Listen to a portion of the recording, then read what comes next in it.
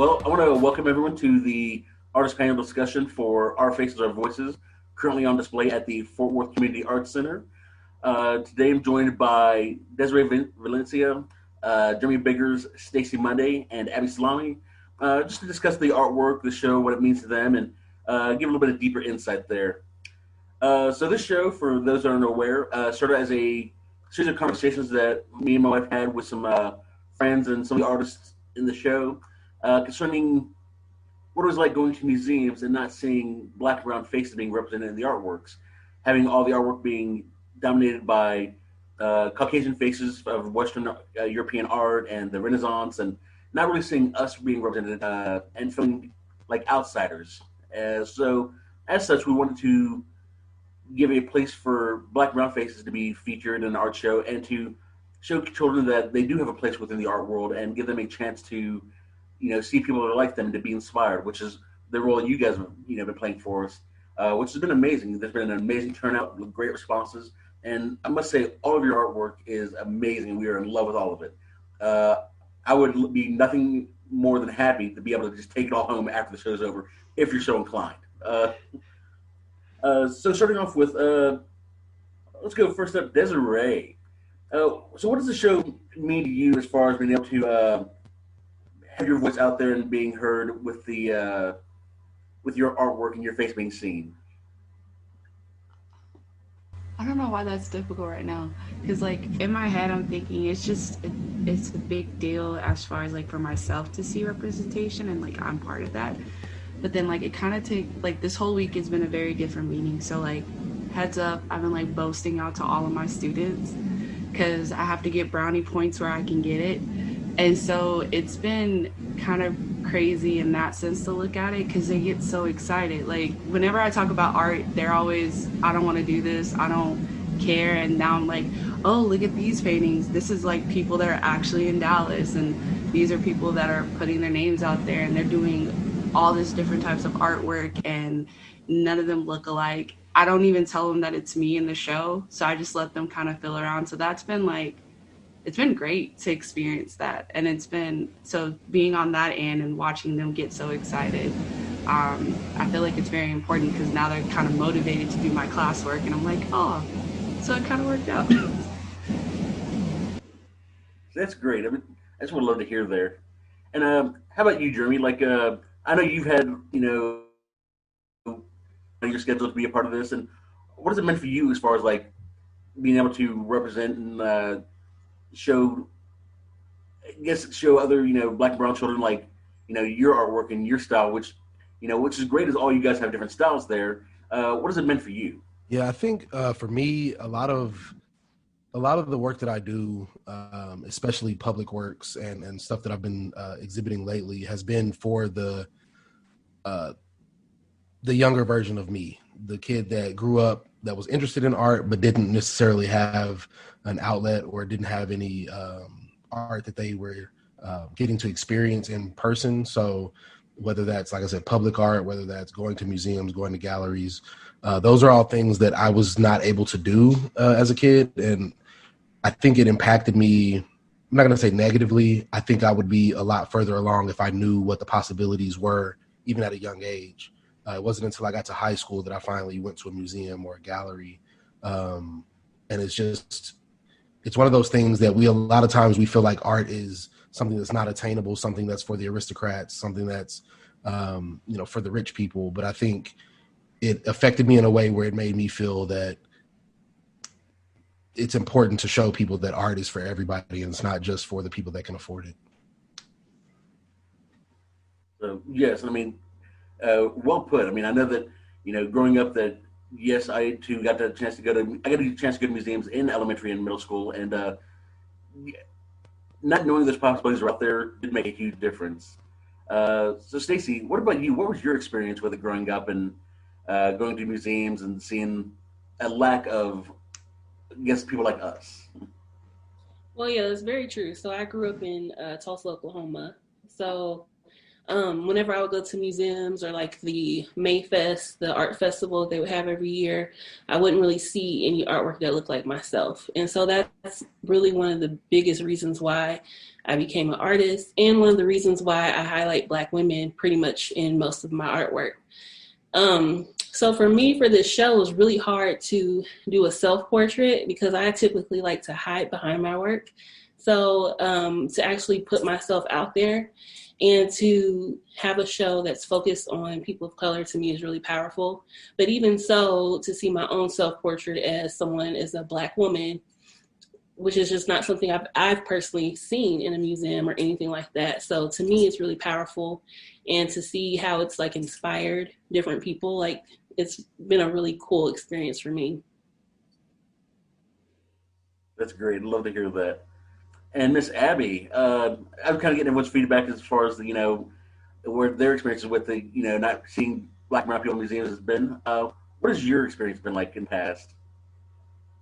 So it's a little different for me because I grew up in Nigeria, and that's a predominantly Black country. So going to museums, there was a lot of Black art, but it was always the, like, I would say stereotypical, in the sense of like it's like all the tribal art, but not necessarily like just Black people enjoying things and living their lives or living luxurious lives. It was always in this very tribal sense.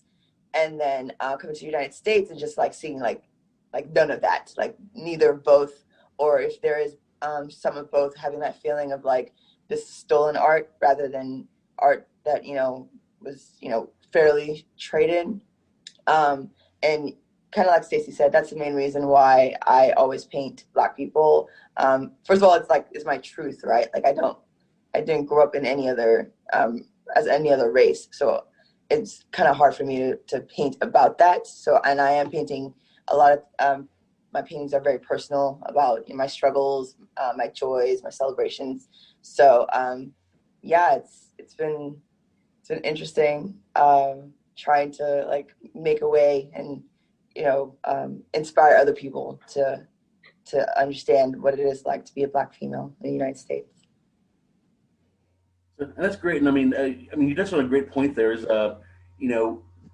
even though the context was each of you guys putting a self-portrait or whatnot, I kind of like to delve further into what was it that inspired this actual individual piece. What the different aspects that you put into it, the small symbolisms that you guys put in it. So, what were some things that were important for you, and Abby? Since you were kind of touching on, like, if you can keep going with that idea of, what inspired this painting for you?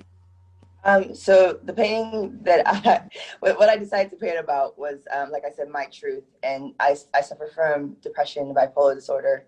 And a lot of feedback I get whenever I tell people that, they're like, "What? You're always smiling and your life is perfect." And I'm like, well, it's a mental disorder. It's like if you had asthma, like, yeah, you're breathing right now, but if certain things happen, breathing might be more challenging. And same with diabetes. Yeah, you're okay right now, but if your sugar levels go in either direction, you're going to be messed up. So it's not necessarily like about my life and what's going on. It's about like an actual illness. And what I like to do in my paintings is always create these very like beautiful, colorful scenes that draw people in, and just have something that be slightly off where people have to ask me like, what is this about? And then then I could talk to them about mental health and start that dialogue. So in the painting, I have a picture of me pulling a string of hair, and it's actually like kind of frayed when you like look really closely. It's actually about to rip apart, and that's just kind of like that. My mental always feeling sometimes like it's just like on that little tiny string, and at any moment the pressures of the world can pull it apart. But I don't like to be like too obvious with stuff in my art. I like to, like I said, force people to be like, what does this mean? And then go that way, because mental health is still very taboo, not only in the African American community, but pretty much everywhere, but particularly so. And I don't feel like it's only recently I feel like people are starting to talk about it, which is so great and it makes me so excited. So I use my art as a way to kind of like talk about it without being depressing, if that makes any sense. So that's what that piece is about. Definitely makes sense. No, I do appreciate it. And I mean, it is a beautiful piece, whatnot, and it really does really draw you in. It's gotten a lot of a lot of notoriety and whatnot, and just a great job on it. So thank you. Uh, so Desiree, what's inspired your piece? Again, another distinct style that's uh, very easy to tell that's one of your pieces versus versus Jeremy or versus Stacie, each with a very individual style. So what inspired yours? I guess it was my mom. It was my mom. It's named Londa's Girl. But I was really reflecting on like who I am as a person now, and then when I kind of all the things that encompass who I am and like my ethos in life. And so when I was writing down all the things that are important to me, it was like being, my mom's daughter, my dad's daughter, my brother's older sister, the mother to my son, and a wife. So it's kind of like I'm putting out on display like these strands of my life that are very important, but then also essentially that's made me who I am. Like everything that I am and everything that I do has always been to like help them or to benefit them. Because I find myself also being the type of person like that is I always want to serve people in a sense, but like I'm not a people pleaser. I don't know if that makes any sense. Like I always want to be of service to somebody. If I believe in you, if I trust in you, if I think that you can do the biggest things in the world, I'm gonna want to be in service to you because I want to help you, not for money or anything like that, but it's just like that's just how I am. And so like when it comes to my family and these roles that I've taken on, I'm always in service to them if they need something. So that's one thing that I wanted to touch on because they've helped me too get out of a lot of things that I've done and also helped me push myself forward to where I am today as far as doing art. They've always been my biggest supporters, so I wanted to really kind of honor them, but then honor like how I treat them also. Oh, great! I do like that. I mean, it is amazing how the makeup of family can help define and shape us, and then really influence everything going forward. I mean, it is very prevalent. Everyone's background is different, but we do come from similar places, so you can see that nice change off there. So, Jeremy, what about you? What about your inspiration? I know you have a very distinct style. And it's amazing with your skill with the paint, and then I mean, it's been on display at the Virgin Hotels, the various murals you have around Dallas, the Chadwick Boseman Memorial. I mean, just everything's been looking great or whatnot. But what inspired this individual piece that's a little bit different from some of your others?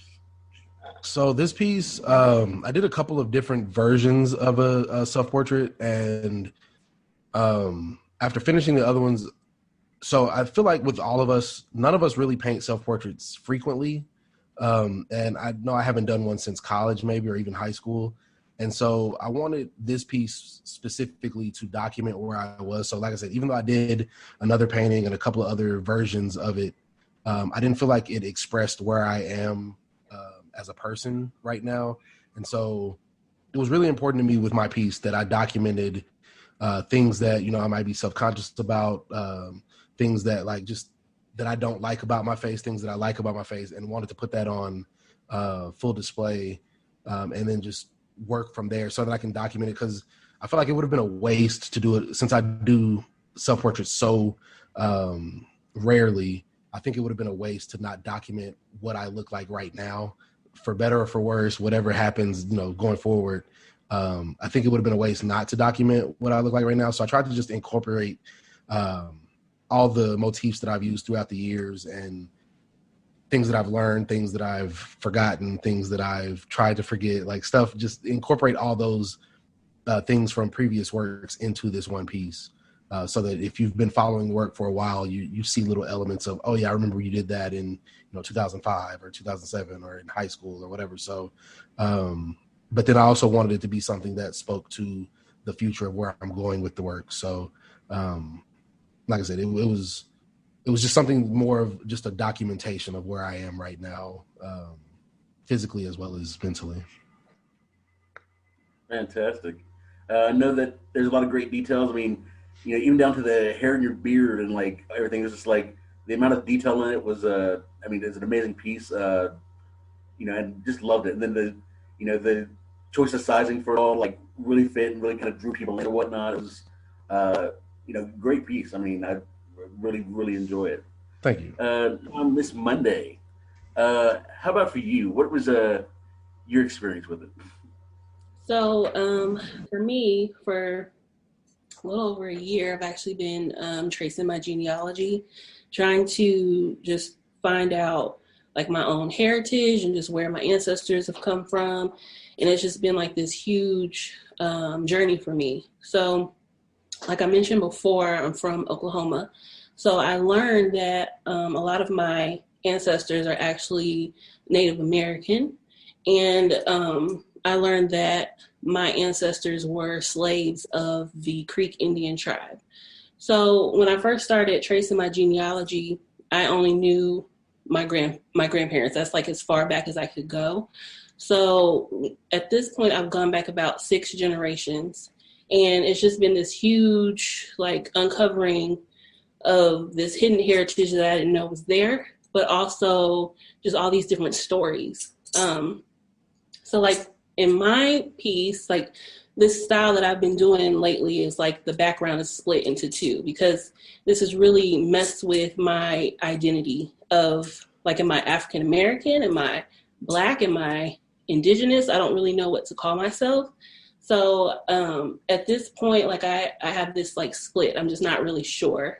And then the colors kind of bleed into each other because it's like I'm not sure how much Native American or how much Black. I just don't have that answer yet. Also, I included some mixed media elements in there. I like to use this piece of postcards and like little vintage stamps and stuff because it represents like trying to trace where everybody came from and trying to document all their different locations and just the way that we were not viewed as human and just being kind of sent to this place and sent to that place, so to me it's just been this huge uncovering. And also like I didn't color in my hair because this isn't my hair, so I wear this hair. It's kind of like an artist statement, but then also like an alter ego kind of thing because like I feel like as a Black woman, it's important for us to just take up space and to be seen. So I try to wear like the biggest hair possible. And then also it helps me because like I mentioned before, I like to hide behind my work. So I can just put on this wig and I'm like, okay, this is me and I'm okay. So when I do like events and stuff, I have to talk myself into it because I'm such an introvert. So for me, like this piece was really, really personal. And I tried to include like as many elements as I could, like where I am just like in life in my own journey. That's great. And kind of a follow-up question, kind of going into, you talking about your inspiration coming from, finding more about your heritage and all the different elements that you include. So what other like artists or help inspire or influence you or influence your style with it, like to help create, because it is a unique style that does stand out with all the small elements that you throw in there, very subtle but oh so powerful. So what other artists do you draw influence from and inspiration? So that's hard because I like to follow a lot of different artists, but I do like, Charlie Palmer or Kevin Williams, Amy Sherrill, even Jimmy Law. I really like his expressive portraits and the way that he just used all these different colors. There's just so many different artists that I can't really draw upon like one. I know when I first started, I didn't really know like what my own style would be. And I remember talking to so many different people just trying to figure out like, how do I know my own style? And it's really just something that evolves like within the journey. But yeah, like there's so many amazingly talented artists out there. And I'm constantly drawing inspiration from everybody. That's good. I mean, the evolving or whatnot, is definitely a big part of the journey. And it's, I'm excited to keep seeing where it keeps going because, your artwork is amazing. And like your piece in the show is really powerful. And I just can't wait to see how it keeps going forward. Thank you. So Jeremy, same question to you, sir. Where do you draw your artistic inspiration from? Is there anyone that influences you or inspires you more? Yeah, for sure. I think the biggest inspiration for a long time, like growing up, was Chuck Close. As far as like here recently, Kehinde Wiley, Barkley Hendricks. There's like Stacie said, there's a lot of different artists that I pull inspiration from, and whether it makes it into the work or not, in a physical representation in the work, I think a lot of times, like, I look at like Desiree's work and look at her use of color, and I know Desiree is going to get tired of me shouting her out every time we do one of these, but I really am a fan of her work, and like I said, her use of color really inspires. Like I said, it might not make it into my palette, but the colors that she puts together really inspire. Like, I'm like, okay, I need to start thinking about other ways to use color and not fall on the same things that I always do. Because every time she does something, I'm like, oh, I would have never done that, but it's so hard. And so, like I said, there's just a lot of people here locally, like Riley Holloway, of course, Hatsil Flores, people that I consider friends, that I love their work and everything they do. I'm just blown away by the fact that a human can do that. And I know a lot of people are like, bro, shut up, look at you. I like, that's fine. But I really am just in awe of like our friend group and a lot of the work from the show. Like Stacie's piece is definitely a commanding piece in the show, as well as Abby's. Like, just like the scale that they chose to go with. I'm like, man, I should have gone bigger. This is nuts. Cause like I said, it's just so much more impactful. So I think, like I said, I draw inspiration from everywhere. And yeah, that's like I said, I'm sure everybody, we pull from movies and TV shows and music and everything, but I think those are the artists that I keep an eye on the closest these days. That's good. I mean, it is great to see that, you guys do inspire each other. And then, I like seeing that, each of you does have different influences on your artists there. So, Miss Desiree, since you've been brought up, who are your go-to inspiration and artists? Who gets your creative juices flowing and makes you want to put the brush to canvas? Man, that's a lot of people. But I guess like I've always been inspired by Kara Walker since I was in high school. That's one of the main reasons why I decided to go with like just all black figures, because she was always working with silhouettes, and I was like, I can do it. If she can do it, I can do it. But then like, he's not a painter, but Toby Nwiwe, I like listened to him for I guess 2 years now, and I can honestly tell you every piece that I've made for the past year has been inspired by him. And the things that his rapping, his videos, his aesthetic, like I see it and I'm just like, I have the perfect image in my head. I know exactly what's going with this. So he's been like a driving force as far as like the newer pieces that I've put out, as to why I'm doing like what I've been doing. But then like, I guess being around our friend group, like Jeremy has definitely inspired me to do like more cutouts because of his lips. I was like, I'm gonna try that. Hot CL and Riley and JD like doing portraits and stuff, and I was like, I want to try that and do more portraiture-esque with the style that I have. Abby doing big, so whenever she started doing bigger pieces, I was like, I'm gonna try this. And so like our friend group definitely inspires me a lot, especially to keep pushing myself, because I look at everybody's work not as necessarily as a negative thing, but like I said before, I like to push people and pull people up and be like, this is amazing, this is great. And then also with seeing that, being like, put that on myself and be like, okay, they did this, how about I try it? I have no issues with trying things, so I always get inspired by everybody.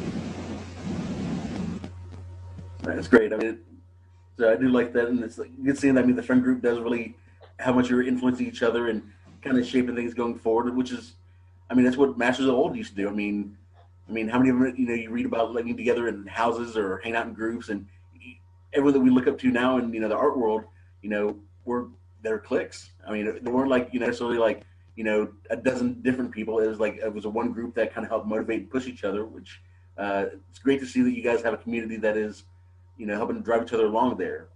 So, Miss Abby, what about you as far as your inspirations and your motivators, your influences?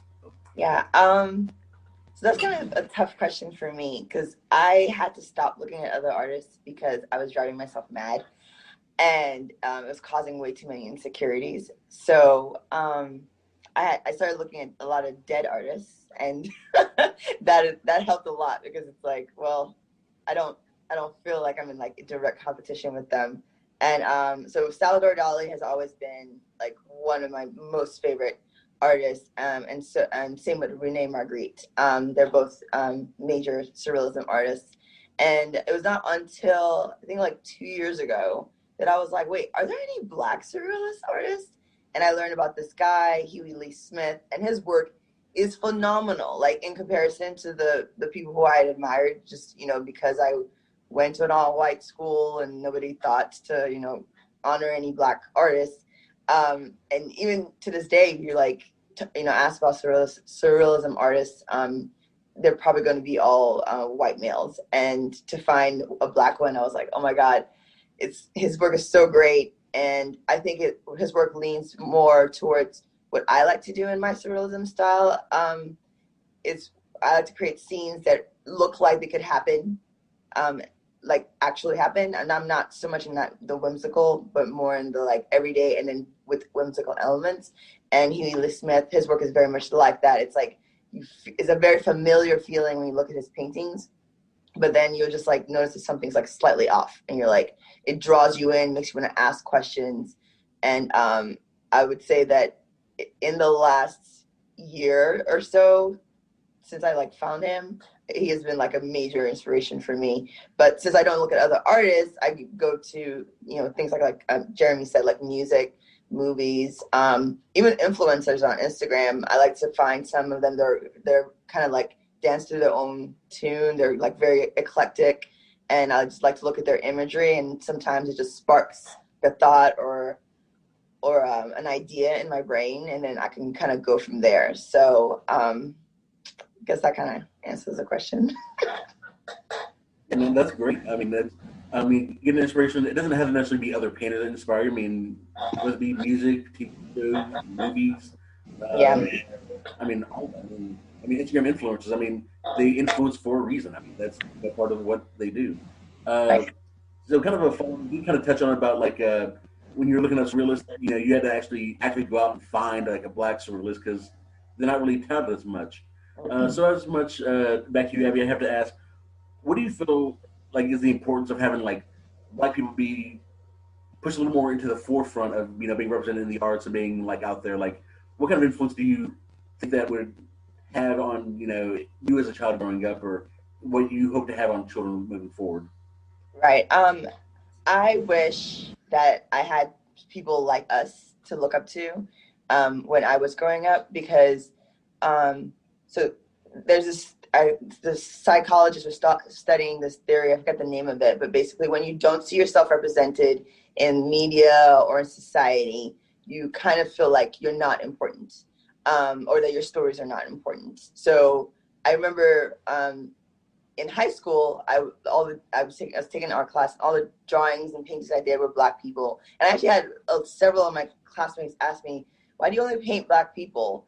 And I had to be so defiant and be like, well, I don't see Black people anywhere else, and I just wanted to make sure that we make our part into the story. But I was still very insecure, so I didn't really defend it as strongly as I should have. But like now, I feel way more confident, and it's very important for people to see themselves being held in esteem that is, valued and highly favored, because otherwise you won't feel like you as yourself have any self-worth or that you matter in any way. So it was rough growing up that way, but I'm glad that the tide is turning and the new generation is growing up seeing themselves celebrated in every single way, right? It's not just like if you're this type of Black person you get celebrated. It's like all the way, like you look at Jamie's work, he's creating paintings of people all the way down in Thibodaux, Louisiana. Those people have never seen themselves represented in a fine art way, and now they're in the DMA. So like things like that I think are very particularly important. Fantastic.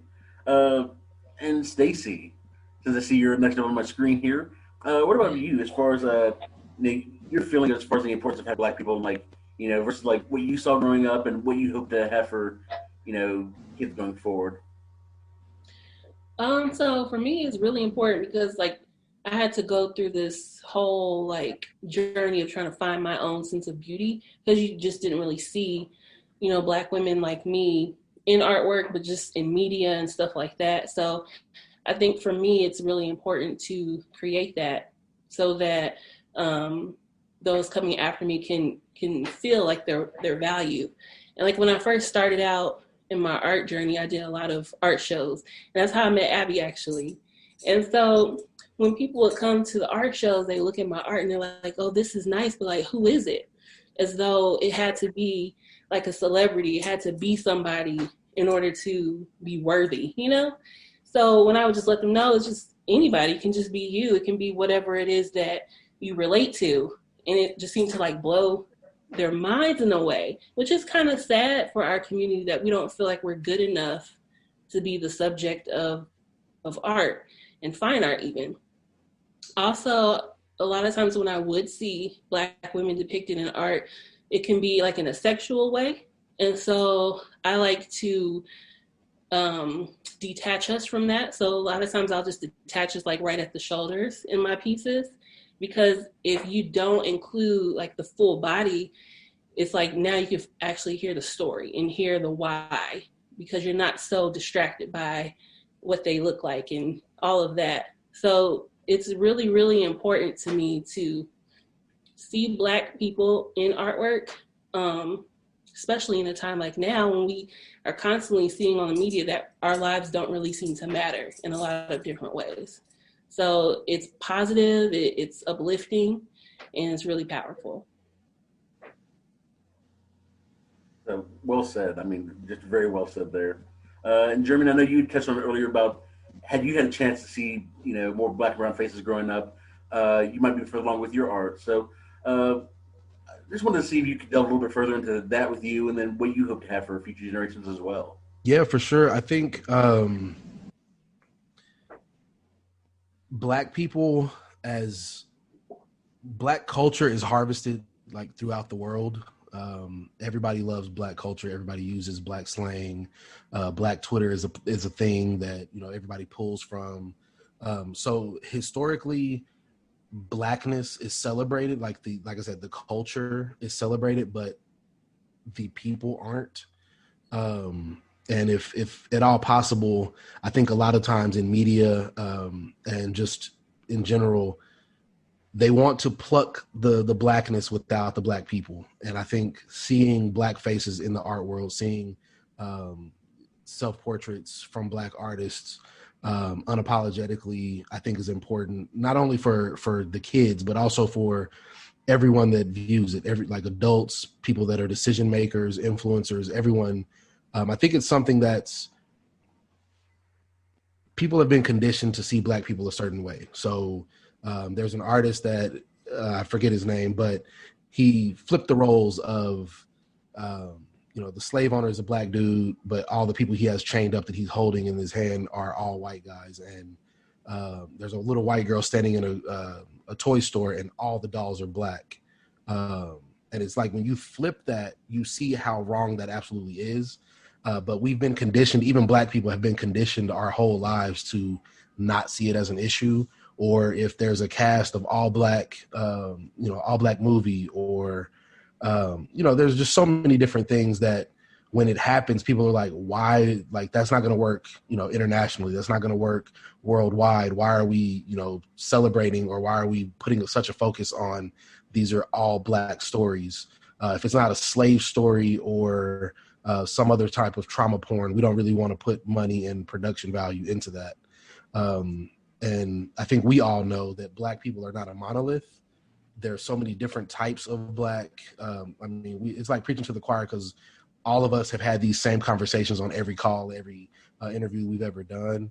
But I think it's time for the people that don't see value in that to start switching the way they view things. And like I said, it's gonna take media, but I think doing shows like this show like there is world-class talent, even here in Dallas, where people traditionally like think if you're not in LA or New York, there's no value in your art. But we're proving that, those things are not true. And like I said, even earlier this week, the Wells Fargo CEO saying that it's impossible for him to find Black talent. I think a lot of people have that mindset when we're right here in front of them, and a lot of times we're more talented than the people they are giving the opportunities to. So, like I said, I think it's important for kids to see that it's not only possible, but as far as my kid, like, it's going to be expected to not let the world be what it is, and go out and show, like I said, that a lot of times we're more talented than people give us credit for. No, and that's great. I know that, as far as when we were putting the show together, uh, it took no effort at all for us to find 15 people. We actually had to cut down from the number of artists we're going to include because there is so much talent just in this area. I mean, we chose you 15, and it's just like amazing how quickly, because I easily could have put another 10 to 15 names on this list without even thinking, and I'm not even in the art world.